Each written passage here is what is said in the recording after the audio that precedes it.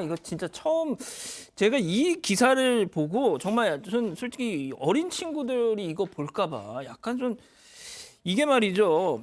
그 일본의 변태 무슨 성인물 막 이런 거에 소재 뭐 이런 건데 이게 네. 진짜 실제로 벌어졌어요. 맞습니다. 이게 그제 청와대 국민청원에 나와서 이슈가 많이 됐는데요. 알고 보니까 이제 식사에 남편의 상사를 초대를 한 겁니다. 그래서 남편의 상사, 그 세 명이서 식사를 한 거고요. 식사를 1차로 한 뒤에 2차로 술자리가 이어졌습니다. 집으로 초대를 한 겁니다. 그러니까 집안에서 남편의 상사까지 세 명이서 술을 마셨는데 술을 많이 마시고 취해서 잠이 들어서 아침에 일어나 보니까 바지가 벗겨져 있었고 또 여러 가지로 성폭력을 당한 것 같은 흔적이 남아 있었다는 겁니다. 그래서 남편과 함께 경찰에 신고를 했습니다. 아니 그런데 이게 어쩌다가 그런 술자리가 벌어진 걸까요? 네, 그렇습니다. 뭐 이제 술이 원수인 건지 아니면 정말 강력한 처벌이 있어야 되는 건지 조금 더 저희가 연구를 해봐야 될 것 같은데요. 일단 이 직장 상사가 가족 같은 분위기를 워낙에 중요하는 직장 상사기 때문에 원래 이 평소 때도 회식 자리에서 직원들의 배우자도 가끔 불렀다고 합니다. 그래서 여러 번 같이 식사도 하고 술자리도 해서 이미 좀 친한 사이라고 해요. 그래서 얼굴도 알고 이러니까 같이 식사를 하고 마음 편히 집으로 이제 와서 2차를 하다가 블랙아웃이 된 상태에서 이런 일이 벌어졌다고 합니다. 예. 일단은 청원인의 이 주장으로 저희가 일단 전해드리고 있는 건데, 자 경찰에 신고는 한 거잖아요. 그죠? 그렇습니다. 예. 청원인 같은 경우는 저는 기억이 나지 않는데 가해자는 경찰 조사 과정에서 애무를 했다고 자백을 했습니다. 그렇지만 성관계까지는 하지 않았다고 주장을 했는데요. 성폭행을 의심한 청원인의 남편 사실 직장 상사 인사권을 가지고 있는 꽤 높은 직장 상사인데 그로부터 불이익을 당할 수도 있다는 점을 알고도 경찰에 신고를 했습니다. 상사는 거짓말 탐지기를 거부를 했고요.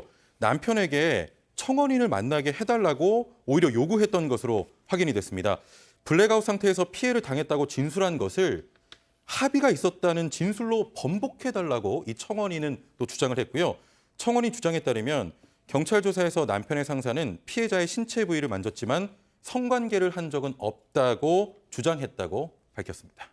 자 그리고 또 수사를 받는 과정에서 이 변호인 도움도 못 받았다 이런 얘기를 또 했더라고요. 맞습니다. 지금 관련법이 개정이 돼서 성폭력 피해자는 수사 과정에서도 경찰 수사 과정에서도 그 변호인의 조력을 받을 수가 있습니다. 국선 변호인을 선임할 수가 있다는 건데요.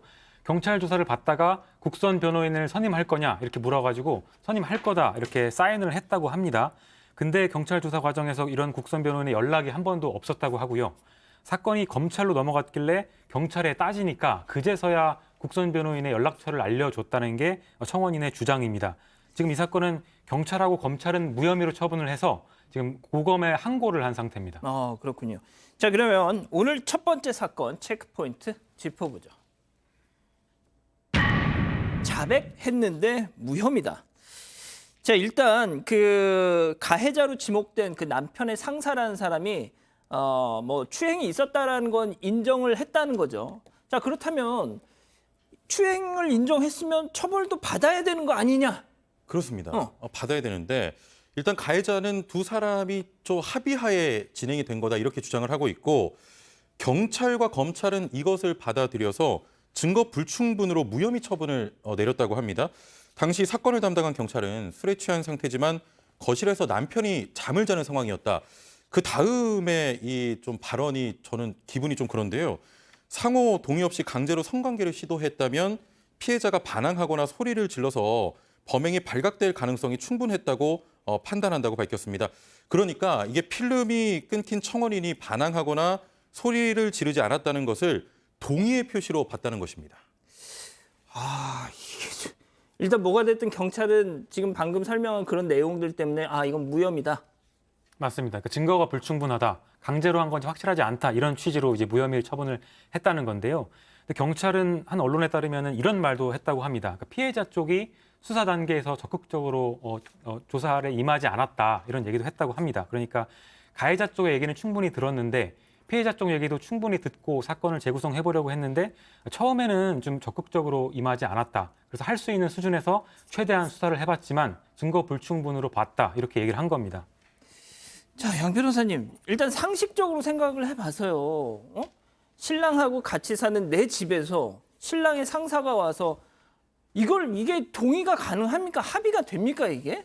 뭐 상식에 전혀 맞지 않는 상황인데요. 그리고 일단 적용해 볼 수 있는 혐의라고 본다면 이제 준강제추행 정도가 될 겁니다. 그러니까 뭐냐면 성범죄 같은 경우 되게 이제 폭행이나 협박으로 자신의 의사와 무관하게 그런 행동을 하는 건데 폭행 협박이 없었다고 할지라도 이미 그러니까 의사가 제대로 의사 능력이 없는 상황이잖아요. 술에 많이 취했거나 약물에 취했을 때 이랬을 때는 이제 앞에 준자를 붙이는 거거든요. 그런 상태를 자기를 빠뜨린 게 아니라 그런 상태에 빠져 있는 사람의 상태를 이용했다라는 건데 지금 경찰 그러니까 진위를 따져봐야 될 게 이런 것들을 판단하려면 정말로 아무런 의식 기억이 없는 상황인지 이런 것들을 피해자가 자세하게 얘기를 해줘야 되는데 경찰에서는 지금 피해자가 얘기를 안 했다라고 얘기하고 있는 거예요. 그러니까 피해자가 이런 부분들을 나는 전혀 기억이 없다라거나 무슨 일이 있었는지도 모른다거나 이런 얘기가 있었어야 되는데 가해자 말을 들어보면 가해자는 이럴 수가 있죠. 이 사람이 술에 취했다는 것과 지금 몸을 아예 못 움직이고 의식이 없다라는 것과는 좀 다른 차원인 거거든요.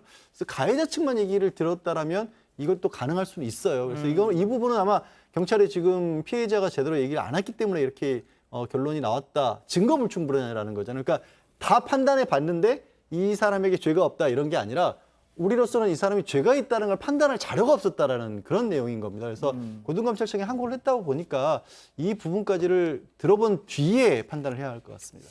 일단 블랙아웃 상태에서 성추행을 당해서 내가 인지를 못했다 이렇게 얘기를 하고 있으니까 말이죠. 피해자가 이 부분을 좀 아니 그러니까 그 예. 부분을 경찰에서는 지금 피해자가 얘기를 안 했다라는 거예요. 그러니까 청원에 쓴 내용이 경찰 내용에서 자세하게 진술이 어허. 없었고 또 제가 제일 이해가 안 가는 게 국선 변호인을 선임을 했다라는 부분도 경찰과 지금 피해자 쪽에서 얘기가 다릅니다. 피해자 쪽에서는 이 선임도 제대로 안 주고 연락도 안 해줬다라고 했는데 경찰에서는 국선 변호인을 처음에 요청도 안 했다가 선임하지 않고 조사를 나올 때 거기에 동석을 하는 거거든요. 동석하고 정리를 해주는 건데 국선 변호인의 역할이 그랬다가 그 조사 때는 안 했다가 변호인을 상대방에 선임을 하니까 이후에 조력을 못 받았다고 주장을 하고 있어서 경찰과 피해자 얘기가 완전히 달라요. 그래서 예. 이 부분에 대한 정확하게 그 결론이 나와야 거기에 대해서 말씀을 드릴 수 있을 것 같아요. 자, 소장님. 그런데 제가 이 관련 기사에 달린 댓글들을 쭉 보면은 몇몇 분들이 또 그렇게 좀 고약한 얘기를 하세요. 그러니까 아니 신랑 직장 상사가 있는데 왜 당신이 필름이 끊길 때까지 술을 마셔서 이 지경을 만드냐. 어떻게 보면 피해자 탓을 하는 거예요.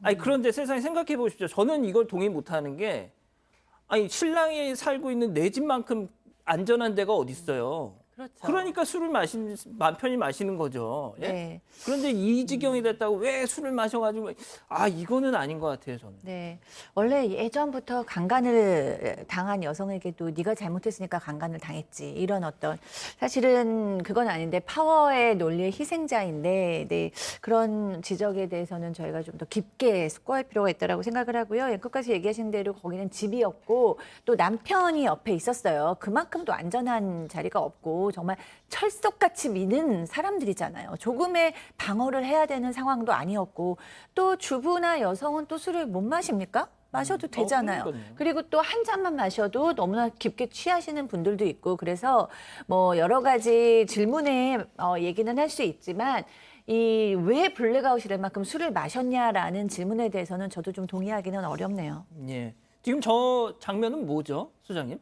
네, 지금요, 이 가정이 좀 심각하게 됐다고 해요. 그러니까 이 여성은 너무나 우울해서 정신과 다니고 막 극단적인 생각도 드는데 이 시아버지께서 지금 1인 시위를 하고 있다고 합니다. 아이고. 일이 점점 커지고 있죠. 그러니까 그 남성과 우리 청원이 내 며느리가 같은 지역에 사는 걸 나는 참을 수 없기 때문에 이 남성의 집 앞에서 지금 시아버지께서 네, 1인 시위를 하고 있다니까 이 여성이 얼마나 느낄 어떤 부담감은 표현하기 좀 어렵네요. 예. 알겠습니다. 첫 번째 사건 이렇게 마무리하고요.